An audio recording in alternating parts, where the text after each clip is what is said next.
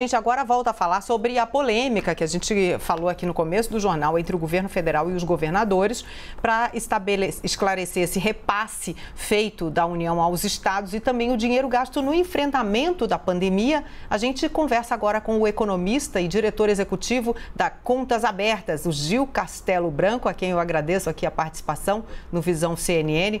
Bom, a gente está vendo ali os governadores criticando Jair Bolsonaro porque colocou na conta, como explicou aqui a Thaís Herédia, outros repasses que são obrigatórios, que já aconteceriam normalmente, mesmo fora de pandemia. Então, essa questão que os governadores levantam, procede? Olha, procede, embora eu acho que os governadores também tenham parte de culpa nessa situação que nós estamos vivendo, né? Porque nós vimos, assim que a pandemia estava eclodindo no ano passado, a construção de diversos hospitais de campanha, né?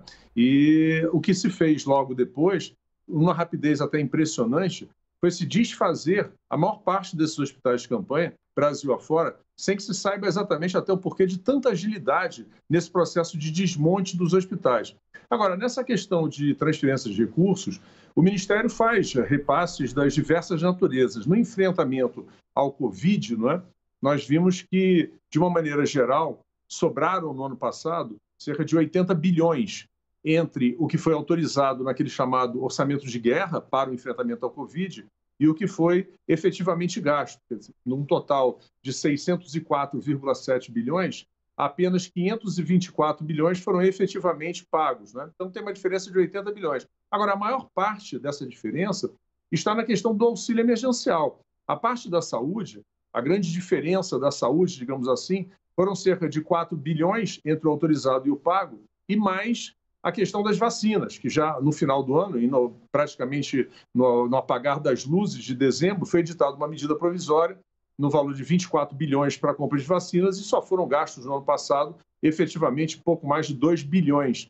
Então, existem recursos, sim, a serem gastos nesse enfrentamento ao Covid e eu acredito que agora, neste ano, quando o orçamento for efetivamente aprovado, e é isso que precisa acontecer o quanto antes, o governo terá novamente praticamente os mesmos problemas que teve no ano passado, ou seja, vai precisar haver a decretação da calamidade, vai precisar o Congresso Nacional aprovar, junto a separado com essa PEC emergencial que lá está, aprovar uma autorização para que esses gastos sejam efetivamente realizados, inclusive ultrapassando naturalmente, até porque com a calamidade ele não precisa cumprir o teto de gastos e mesmo aquela regra de ouro, de ter que se endividar para pagar a despesa de custeio. Então está tudo travado e eu diria que a culpa, eu acho que pode ser distribuída pelo menos entre executivo e legislativo, porque o orçamento, pela Constituição, deveria ter sido aprovado até dezembro do ano passado, sem o que os parlamentares não poderiam nem ter saído de férias,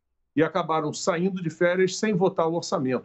E mesmo desde que o orçamento foi entregue, em 31 de agosto do ano passado, uma discussão sobre quem seria ou não a presidente da Comissão Mista de Orçamento acabou levando praticamente à paralisação de 31 de agosto até dezembro nessa questão. Isso só veio a ficar definido quando foi eleito o novo presidente da Câmara. Então, há recursos, sim, a serem utilizados. Eu acho que no caso do auxílio emergencial, a grande diferença que aconteceu foi porque o governo fez uma previsão de pagar auxílio emergencial e até pagou, mas depois descobriu que grande parte desses beneficiários não tinha direito.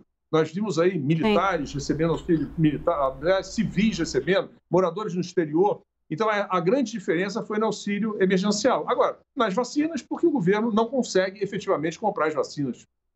Gil, Thaís falando aqui, vou até te pedir para ser mais rápido nas respostas, para a gente poder aproveitar mais de você. O economista Marcos Mendes apresentou no final do ano passado um estudo mostrando que o Caixa de Estados e Municípios terminou o ano muito melhor do que 2019, que não tinha pandemia. O próprio Tesouro Nacional apresentou esses dados. Esse recurso que sobrou, independentemente desses 80 bilhões que você está citando aí, esse recurso que sobrou, você acha que ele vai ser aplicado agora para suprir as necessidades que os estados e municípios estão enfrentando com a piora da pandemia? Sim, o governo pode. Eles vão poder aplicar, inclusive a título de restos a pagar, né? Restos a pagar são valores que foram empenhados no ano de 2020, que não foram pagos naquele exercício. O governo também tem restos a pagar, né, no valor de aproximadamente 41 bilhões de reais, inclusive a maior parte deles destinada à vacina. Então, vai haver a possibilidade, sim, dos estados gastarem, assim como a própria União, que vai poder reeditar medidas provisórias que ela editou nos 3 últimos meses do ano passado para fazer frente a esse enfrentamento. Eu acredito que a União ainda não esteja liberando com mais intensidade recursos para o enfrentamento ao Covid neste ano de 2021, fruto, inclusive, do medo da burocracia, amanhã eles serem punidos por terem descumprido normas fiscais. Muito obrigada, Gil Castelo Branco, participando aqui conosco do Visão CNN, ele que é economista e diretor executivo do Contas Abertas. Uma boa tarde. Boa tarde, é um prazer.